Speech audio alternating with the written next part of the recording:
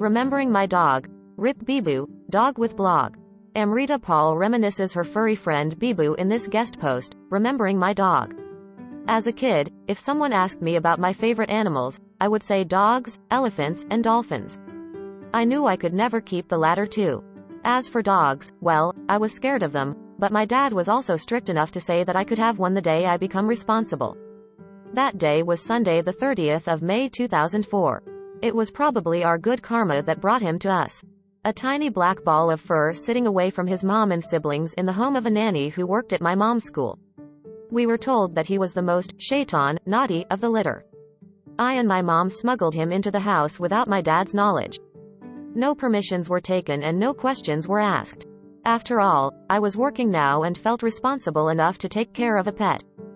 Bibu, yes, that was the name I gave him. After days of Googling and discussing with friends, I zeroed in on a name that came from my heart, was born to a white Pomeranian mother and, we assume, a mountain dog father. He had a beautiful brown mane, which many think that he was a GSD puppy. He was short and stout, so many people called him Jungly, nickname for Indy, Daisy, which hurt me, but I learned to live with it. I just understood that people who don't matter don't need to appreciate him. What he meant to me was all I had to care about. To say that Bibu brought some discipline and order in my life would be an understatement. He gave me much more: passion, purpose, motivation, something that no one has ever been able to match. I don't remember Bibu ever chewing a shoe, scratching furniture, or even peeing on the bed. When he transitioned from pooping in the house to daily walks, even we did not realize. In fact, I altered my routine to keep up with him. I would wake up early for his walks and, on sunny winter days, even give him a bonus walk with a quick game of fetch in the park. When possible, I would rush back from work just to walk him in the evening. I have sacrificed numerous social gatherings just to be with him at home, much to the chagrin of my parents. And, if we did leave him home alone, I would ensure that every electrical switch in the house was turned off except the bare essentials. As a teenager, Bibu became a curious explorer, dragging me to new places and befriending new strays everywhere, though he did have fights with a few. I happily obliged because I felt that if he ever got lost, he can sniff his way back and his friendship with the local strays will be an added advantage. Some strays even became his protector on our walks. And when I narrated these stories at home, my mom would often gloat with pride at how Bibu was such a pure soul. And this, I did not know, was the start of the most beautiful passion in my life, dogs. As I did more research on how I should nurture Bibu, I began understanding what animal cruelty meant and why animal welfare is so important. Over time, I quit non-veg, ditched leather, and maintained a list of all brands that practice animal cruelty.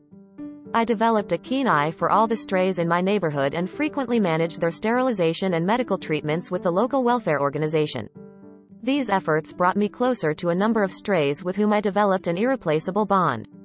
And, I even made a few human friends on the way. What you lose when you lose your dog. I got married and moved to a different city but continued to visit my parents to spend time with Bibu and my beloved strays. The time that I did not visit them, I fostered puppies for some local volunteer groups. Our last foster was an adult rescue Labrador, named Buddy, who seemed terminally ill and spent an amazing 2.5 years with me and my husband before we lost him during the lockdown. In all of this, I know that Bibu was my sole inspiration. He was the medium to make me realize my capability and determination to help others. Many criticisms came my way, but over time I learned to ignore them as well. If you don't do what God wants you to do, then God might as well give that passion to someone else, is what I would say. The time around Bibu's death was eerie, to say the least. He had been bedridden for a week. I knew that we had to let go, but my mom wanted him to go the natural way. I spent all weekend trying to discuss this with her. I even checked with the vet if he could come home and which pet crematorium we could visit. On Monday morning, my mom agreed, so I spoke to my vet, and he said he can come on Wednesday. I actually wanted the Monday after, but I knew Bibu would not make it till then, so I reluctantly agreed. The same evening, as I changed Bibu's bed and lay him down, I suddenly saw his breathing halt and rushed to call my parents. We all sat with him for 10 minutes and then realized that he was no more. As we picked him up, I turned to my mom and said, "Mom, Bibu was waiting for you to say yes, and he heard what we both wanted. He has gone the natural way and, on a Monday." That day was Monday the 14th of September 2020, just 5 weeks after I arrived to be with Bibu. I might have taken a big risk during COVID, but I certainly did not regret it. It has taken me more than a year to realize why I am losing my sense of purpose and direction in life. Bibu was meant to be with me, to bring a certain amount of equilibrium and motivation to all aspects of me. His absence has made life a bit hollow and me a bit lost.